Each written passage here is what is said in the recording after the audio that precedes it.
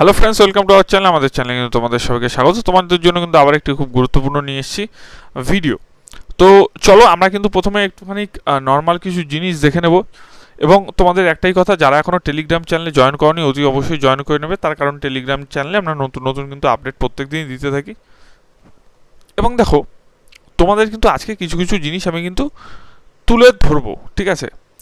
দেখো, তোমরা কিন্তু অনেকেই জানো যে অ্যাপ্লিকেশান তোমরা যখন করেছিলে, ঠিক আছে, অ্যাপ্লিকেশান বলতে তোমরা যখন মানে এসসি কার্ড বা এসটি কার্ড বা ওবিসি কার্ড যেটাই বলো না কেন, তোমরা যখন মানে সেখানে সাবমিট করেছিলে, তো মানে পৌরসভা বলো বা পঞ্চায়েত বলো বা বিডিও অফিস বলো বা এসডি অফিস বলো, তো তোমরা যখন তোমাদের ফর্মটা সাবমিট করেছিলে, এবং ফর্মটা শুধু না, তোমাদের হচ্ছে গিয়ে সব কিছু, মানে সব কিছু বলতে তোমরা যখন 3জন বা 5জনের যখন সই নিয়ে গেছো, ঠিক আছে, তারপর বংশ তালিকা নিয়ে গেছো, তারপর ফার্স্ট ক্লাস ম্যাজিস্ট্রেটের এপিডোভিট নিয়ে গেছো, তো সেই সময় দাঁড়িয়ে তোমাদের কিন্তু ভেরিফিকেশান একটা হয়েছিল। তোমাদের জানতে চেয়েছিল তোমাদের সাবকাস্ট কী, তারপর তোমাদের জানতে চেয়েছিল তোমাদের গোত্র কী, ঠিক আছে?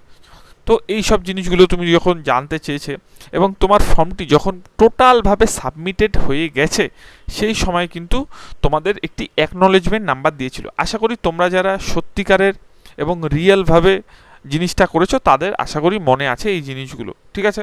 তো আমি কোনো কথা ভুল বলছি নাকি অবশ্যই কিন্তু সেটা কমেন্ট সেকশানে কমেন্ট বলবে, আর ঠিক যদি বলি সেটাও ঠিক বলবে, ঠিক আছে? তোমরা নিশ্চয়ই দিয়েছিলে। ঠিক সেই সময় তোমাদের কিন্তু এই যে স্ট্যাটাসটা আছে, অ্যাপ্লিকেশানের স্ট্যাটাসটা, তোমরা কিন্তু যাদের হয়ে গেছিলো, মানে যাদের ফর্ম টোটালটাই হয়ে গেছিলো, মানে টোটাল ফর্ম যখন সাবমিট করার পর এখানে কিন্তু পেন্ডিং দেখায়, ঠিক আছে? এখানে স্ট্যাটাস কিন্তু পেন্ডিং দেখায় কেউ যখন ফর্ম ফিল আপ করে। আর কারো যখন ফর্ম একদম সার্টিফিকেটে রূপান্তরিত হয়ে যায়, মানে তুমি যেই ডিটেলসগুলো দিয়েছো সেগুলো বিডিও কিংবা এইচডি অফিসে পুরো টোটালটা ভেরিফিকেশন হওয়ার পর একটি স্ট্যাটাস দেয়।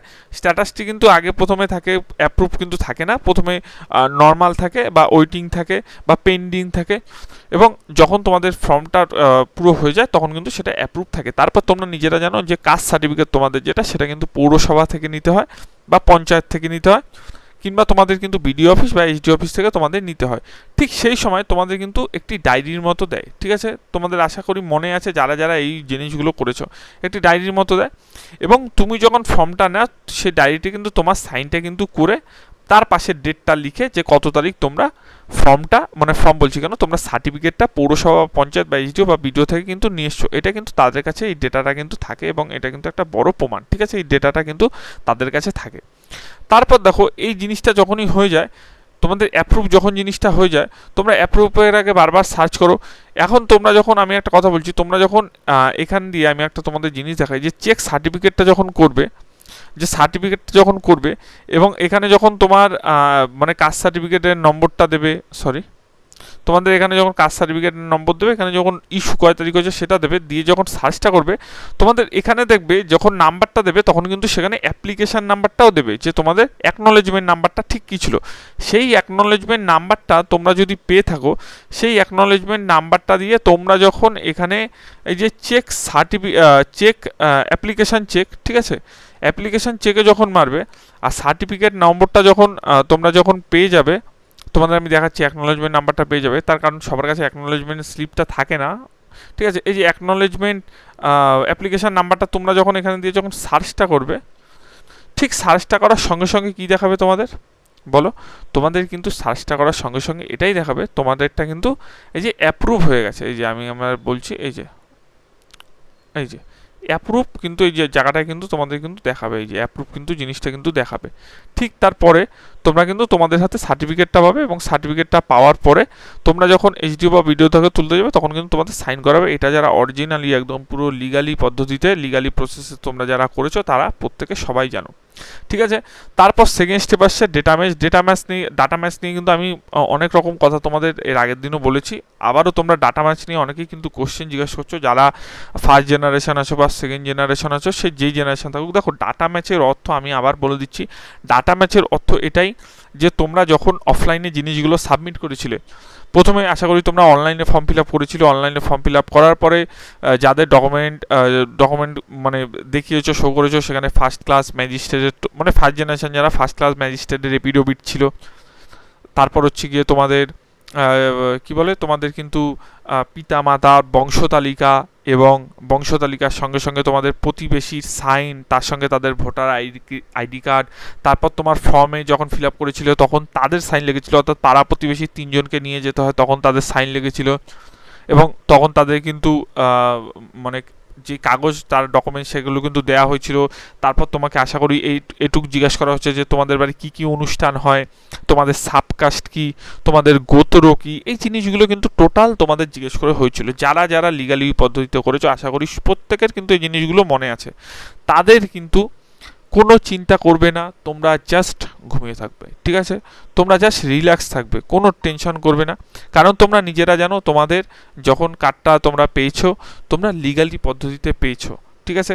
এখন চিন্তা কাদের থাকবে? দেখো, যারা যারা তোমরা দেখতে পেয়েছো আগের দিন কিন্তু মন্ত্রী ক্ষুদিরাম টুডু কিন্তু একটা কথা বলেছে, যারা যারা ফেক সার্টিফিকেট বানিয়েছে তাদের কিন্তু চাকরি অবধি থাকবে না। তার সঙ্গে যারা যারা ফেক সার্টিফিকেট, যেই আধিকারিকরা ফেক সার্টিফিকেট দিয়েছে, দেখবে অনেক কিন্তু আধিকারিকরা আছে যারা যারা কিন্তু ফেক সার্টিফিকেট দিয়েছে তাদের বিরুদ্ধে কিন্তু সিআইডি তদন্ত করছে।